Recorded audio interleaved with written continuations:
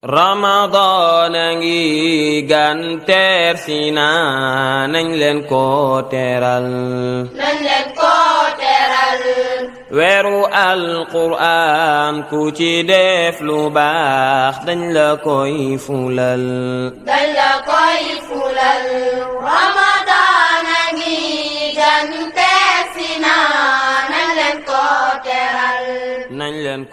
teeral asalaamaaleykum wa rahmatullah mbokki téléspectateurs yi ñu ngi leen sant di leen gërëm am kontaante bu baax ci seen émission bi nga xam ne moom ngeen doon xaar te mooy émission bi ngeen sopp te mooy jotaayu xale yi tey nag dañ leen indil ay xale yu bees yoo xam ni ay xale yu xarañ lañ ay xale yu mën li ñuy def laataa ñuy commencé émission bi nag dañuy bàyyi ku nekk présenté boppam léegi ñu commencé si góor ñi.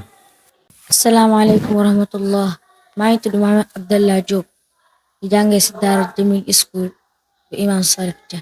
Asalaamaaleykum wa rahmatullah maa ngi tudd Amadou Diawa Diop di jàngee si daara Imam Salif Dia. Asalaamaaleykum maa ngi tudd Abdallah Sall maa ngi jàngee Jamil School si daara Imam Salif Dia. Salaam maa ngi tudd Salif Dia. Asalaamaaleykum wa rahmatullah maa ngi tudd Aminata Jang di jàngee Jamil School Oustaz Salif Dia. Asalaamaaleykum wa rahmatullah Dia jàngee daara Jamil School Imam Salif.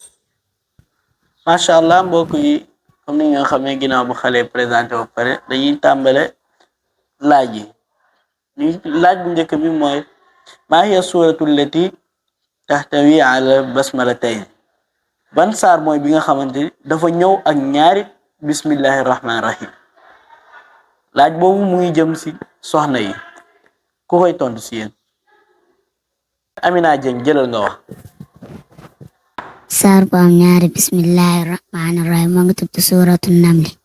macha allah mbokk yi saar bu am ñaari bismillahi rahmaani rahim mooy suuratul naml. kon su ko defee ñu jàll si ñaareelu laaj bi mooy maa hiya suuratu lati zukira fiha ismullahi fi kulli ayatiha ban saar mooy bi nga xamante ni ci aayam yépp turu yàlla allahu daf ci ñëw mu ngi jëm si góor ñi léegi Abdallah jëlal nga wax. saar bu am allahu si aayam yëpp mooy suuratul mujaadala. macha allah mbokk yi saar bi nga xamante ni aayam yépp turu yàlla allahu daf ci ñëw mooy suuratul mujaadala qad sami allahu.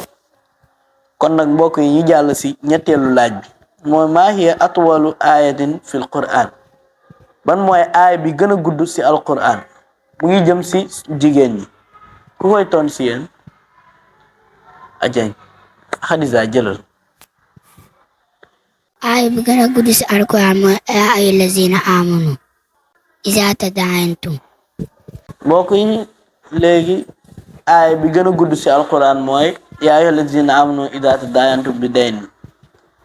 su ko defee ñu jàll si ñeenteelu laaj bi kam marratan zukira ismu nabi fil quran ñaata yoon la tur yonent bi sallallahu alayhi wa sallam ñëw si biir alquran laaj boobu mu ngi jëm si góor ñi.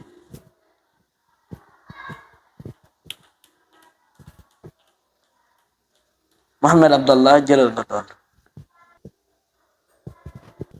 الذين آمنوا وعملوا الصالحات وآمنوا بما نزل على محمد رسول الله. macha allah mbokk yi tur yonent bi mu ngi ñëw ñeenti yoon comme ni ko xale bi waxee. mbokk yi kon nag ñu jàll si juróomeel laaj bi mooy maa hiya suuratul lati tu'rafu bi uruusil Qur'an ban saar mooy bi nga xamante ni dañ ko xamee ci taaru alquran saar bi ñuy woowee taaru alquran laaj boobu mu ngi jëm si jigéen ñi léegi Tullaay jëlal nga tontu. saar bu ñu xamee taaru alquran mooy suuratul rahman. macha allah mbokk yi saar bi ñuy xamee taaru alquran mooy suuratul rahman. su ko defee mbokk yi ñu dem si juróom benn laaj bi te mooy bi mujj mooy maa hiya aqsa suuratin fil quran ban mooy saar bi gën a gàtt si alquran boobu mu ngi jëm si góor ñi aca Amadou Diaw jël. saar bu gën a gàtt si alquran mooy suuratul Kawsar. macha allah mbokk yi saar bi gën a gàtt ci alquran mooy suuratul kawsar kon nag mbokk yi jël leen seen émission baa ngi noonu képp koo xam ni vidéo bi neex na la bëgg nga indi sa doom jëlal numéro baa ngi noonu 77 193 81 89 wala nga woote ci 77 553 45 77 ñu ngi fii ci Sedima en face ñu ngi fii ci Almadi 2 en face rond-point Sedima macha allah ñu ngi leen jox dig daje beneen yoon incha allah. Ramadan a ngi gan teer si na nañ leen ko teral. nañ leen ko teral. weeru alqur'an ku ci def lu baax dañ la koy fulal. dañ la koy fulal. Ramadan a ngi gan teer si na nañ leen ko teral.